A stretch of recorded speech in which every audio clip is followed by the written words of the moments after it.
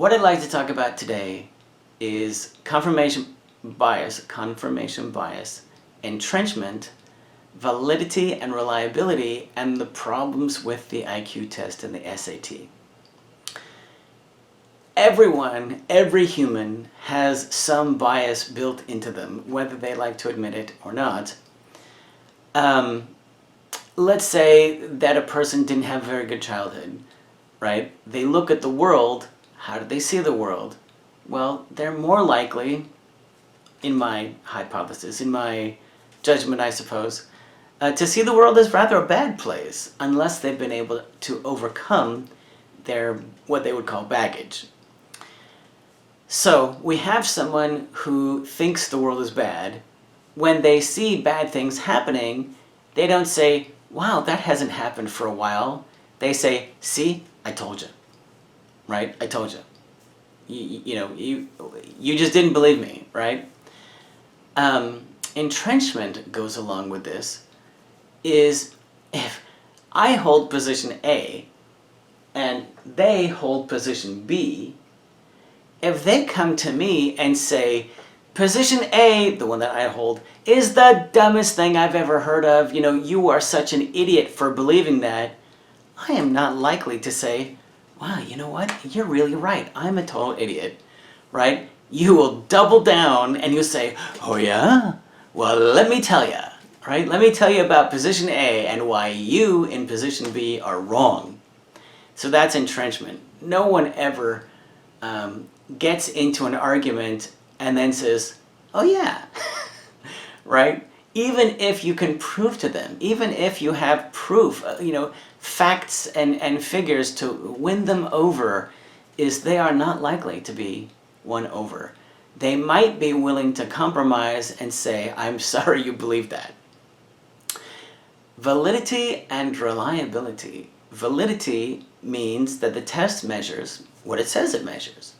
So the IQ test, which I dislike quite a bit, should measure IQ. And hang on, let me finish this and then I'll talk about it, because I'll get on a rant. Reliability means that each time you give the test has a fairly repeatable score. That is, if I take a test and I get a certain score, the next time I take the test, all other things being equal, right? Like I did study the first time around, I did have some idea about what the test was going to be about, that the second time I take the test, I should get about the same score. If I score significantly lower or significantly higher, then something is probably wrong with the test. So, the IQ. In the 1800s, when Alfred Binet actually thought up the IQ test, psychology really did believe that we were measuring IQ. And if you go back to that time, there's a whole bunch of cultural biases and other things that we could talk about later. But anyway, he really did think that he was measuring IQ, how smart a person is, but it was all verbal. Well, it was initially designed, it was commissioned by the French government, as I recall, because immigrant children were not doing very well in French schools. Well, if you think about it, if they're immigrants, they may not know the language, right? Hence the idea that they may not be doing very well. Well, what was the IQ test written in? It was written in French. If you didn't know French the first time around, you are probably not going to score very well the second time around. However, to their benefit, the whole reason for the IQ test was to allocate funds. If you weren't doing well in school, these funds were meant to help you and to target those areas where that money could do the most good. At least that's as far as I'm aware. As time goes on, what we've realized in psychology is that we really don't know what IQ is. So, well, why don't they just get rid of the IQ test at all? And let me back up. We talked about validity. If we acknowledge now that we don't really know what IQ is the IQ test still valid? Well, yes, come and no, I suppose. My feeling is no, but research seems to suggest that it is measuring something that goes along with, that is, if you do well in the IQ test, you are more likely than not to do well in school, that you are doing well in school. But I feel like it's not a very good correlation, I don't think.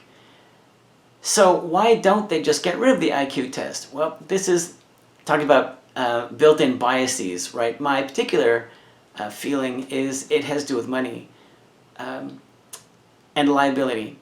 Imagine that they put you in a lower area class because of the way that you scored on the IQ test. Well, now let's say that the makers of the IQ test actually said, well, you know what, you got us on that one. No, we don't really know, what the test is measuring, and we don't really know anything about anything. Then they'd open themselves to lawsuits. I'm going to get totally sidetracked here. Let me talk for a minute about diagnostic labels. Let's say that you don't do well on an IQ test. Now, anyone who sees your chart, your medical chart or educational chart, when they look at that, they're going to have an idea about you that may or may not be accurate.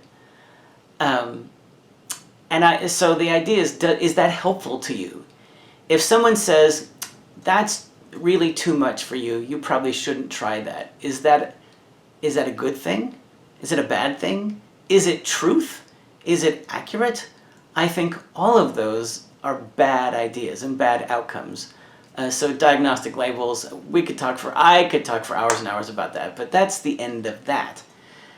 The SAT test was originally designed, as I understand it, to measure how much you learned in high school. In fact, one of the best correlations between success in college is to look at your success in high school. That is, if you did really well in high school, you are more likely than not to do well in college. But if the SAT is being used as a gateway to get into college, but it only really measures what you learned in high school, but they're using it as a litmus test for how well you're going to do in college, is that valid? I don't think so. If you max out the SAT, does that mean that you're a really excellent student? Especially in some of the cases in which it's been proven that people had paid others to take their place and take the SAT, and then they got into college and then they did relatively well. So that is, someone cheated, got into college anyway, but then still managed to get their degree and get through college. So what did the SAT do? What does it give that's a benefit? Anyway, so we're talking about cognitive biases, which I have a lot when it comes to the IQ test and the SAT. Entrenchment, and we talked about reliability and validity in testing. Let me back up just a little bit. I know I'm going over, but generalizability. Why does any of this stuff matter? Reliability, validity, cognitive biases, why does this matter? When you run an experiment and you get your results, hopefully you can generalize to the greater public who did not or was not exposed to your experiment. Lastly, let me leave you with cold fusion.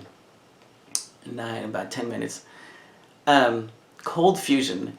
There were, I think it was 2 guys who were trying to make fusion at room temperature. They had a big fish tank and they had minerals and stuff in it, and they had electrical leads coming out so that if a chemical reaction occurred, or an atomic reaction I suppose they were looking for, that they would see increased voltage coming out of the water or out of this fluid. So what happens is that they said, that's it, we did it, and they published, boom. Well, what they should have done is they should have released their findings and had other people try to replicate their findings. Because when that's what did happen, when other people tried to replicate their experiment, What of course they found is no difference, that nothing happened like they said happened. So I don't know if that's helpful or not. I might cut that out.